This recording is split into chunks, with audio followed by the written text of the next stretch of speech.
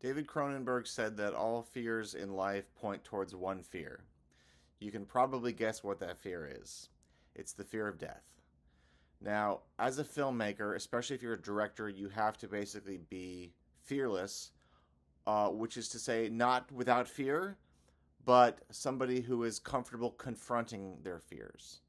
Now, nobody is scared of nothing. Everybody is scared of something. Uh, but that doesn't mean that that is going to stand in your way of being a happy, successful person. Now, somebody like Werner Herzog, who's kind of a mentor for me, uh, surely there are things that scare Werner Herzog, and yet he keeps going. Now, that's what you have to do. That's what you must do. The meaning of life, as far as I am concerned, is to confront your fears, because that is when you feel so good after you have done that. Unfortunately, it's kind of the trick that is played on you.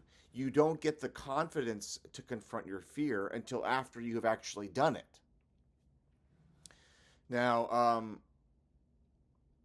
if you're going to be a director, and who doesn't want to be a director who gets involved in filmmaking, right? Everybody thinks that's what they're born to do because the director is the author of the film. The director makes the movie. And when you're getting into filmmaking, a lot of people do think that's what I want to do. Now, not everybody is going to be a director, and not everyone is cut out to be a director. If you are meant to be a director, directing will find you. There will be opportunities, and you must seize those opportunities if you want to direct. But in order to really be a poet and to be somebody who does not avert their eyes to suffering and pain, you got to confront your fears. There's my cat again. Here's my cat. Kitty, say hi. Okay. uh, Let me give you an example. So I'm afraid of riding a bicycle. Now, I can do it, and I've done it, but it's always terrifying. Because when I'm riding the bicycle, and if I see somebody walking towards me, or if I see another cyclist coming towards me, or a car coming towards me, I'm thinking, don't run into them, don't run into them, don't run into them. And then eventually I have a panic attack. But so far, I haven't run into them. I haven't had an accident. Why is that? Because underneath the fear, there is a life force. There is a will that is not broken that prevents me from failing. There's a will that prevents tragedy from happening. I've had tragedies in my life, like everybody else. Maybe mine are a little bit more severe than others. I'm bipolar. I've had 3 psychiatric hospitalizations. I've had lots of really tough times. Um, but every time you go through a tragedy, every time you suffer with dignity and uh, with courage, like Viktor Frankl says, the great psychologist and Holocaust survivor, so when you undergo suffering with dignity and courage, you can self actualize. Look that up if you don't know what that means. You can self actualize, you can come out the other end a stronger person. Now, I want to address a lot of like some of the younger folks who talk about having anxiety and depression, and those are very real neuroses, okay? And they can hinder you. I'll say it again. The meaning of life, as I, Philip Brubaker, see it, is to overcome your fears. That is the best way to find purpose and meaning in your life, is to face your fears. There's a second meaning of life, in my opinion, which is to love unconditionally. But the primary goal that a person should have in life is to face your fears. And that is, facing your fears is the instant depression killer. It is the instant boost of serotonin. It is the instant gratification for being alive. Did you see that? My cat just hit me.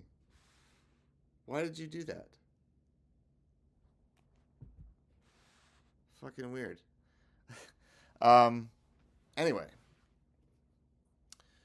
So, maybe your fears are mundane. A lot of fears are mundane. Like, I'm too scared to tell the guy at the Quiznos to stop looking at me lasciviously. I don't know where that came from. Or I'm too scared to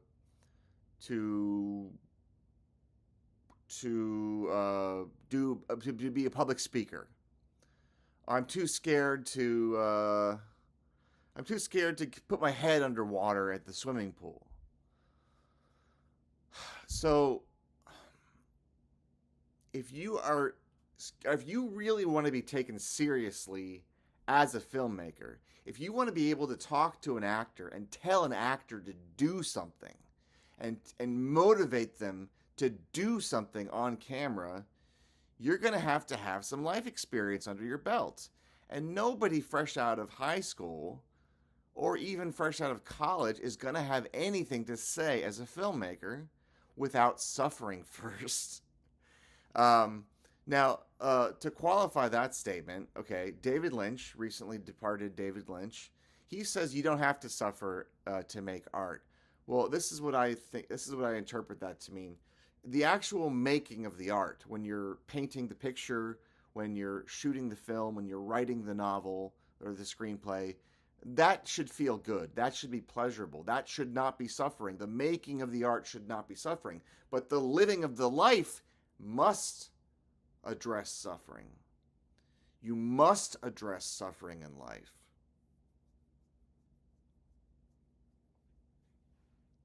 So please, in the comments below, let's get a dialogue going here. What are you afraid of? What is your fear that's holding you back? What are you afraid of?